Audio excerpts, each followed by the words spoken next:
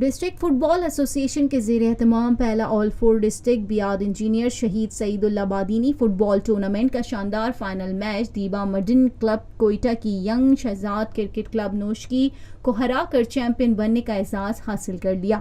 Final match کے مہمان خصوصی رکن قومی اسمبلی انجینئر حاجی محمد بادینی نے خطاب کرتے ہوئے کہا کہ تعلیم، ادب اور دیگر شعبوں کی طرح اسپورٹس میں بھی نوشکی کے نوجوانوں نے پوری دنیا میں اپنا لوہا منوایا ہے۔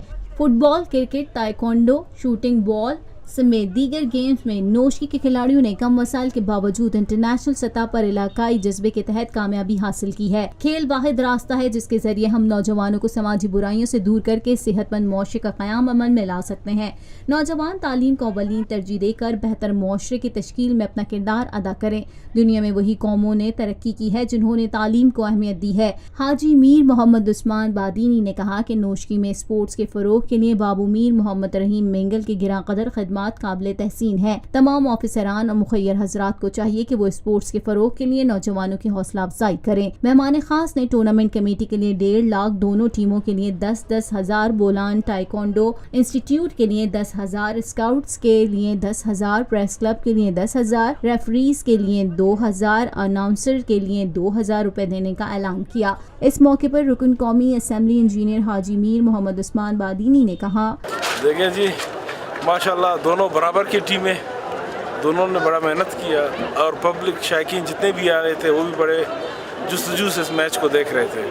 آخرکار کسی ایک نے ہارنا ہوتا ہے اور کسی نے جیتنا، تو پینالٹی ککس پہ جو کوئٹہ والے جیت گئے ان کو میں شاباشی دیتا ہوں اور امید کرتا ہوں جس طریقے سے نوجوان کھیل رہے ہیں انشاءاللہ بلوچستان کا نام اور پاکستان کا نام انشاءاللہ روشن کریں گے۔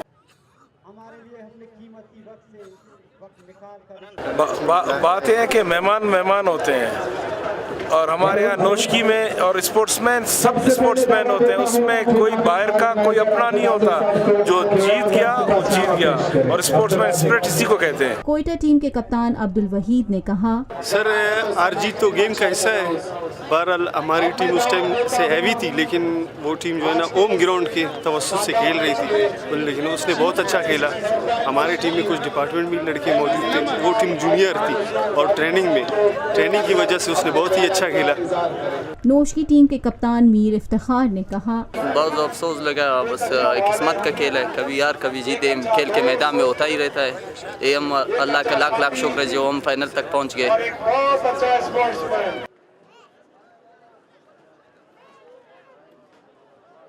بہت مزیدار تھا الحمدللہ، یہ ہمارے لیے ایک بہت بڑا ہی جگہ ہے کہ ہم اس نتیجے پر پہنچ گئے۔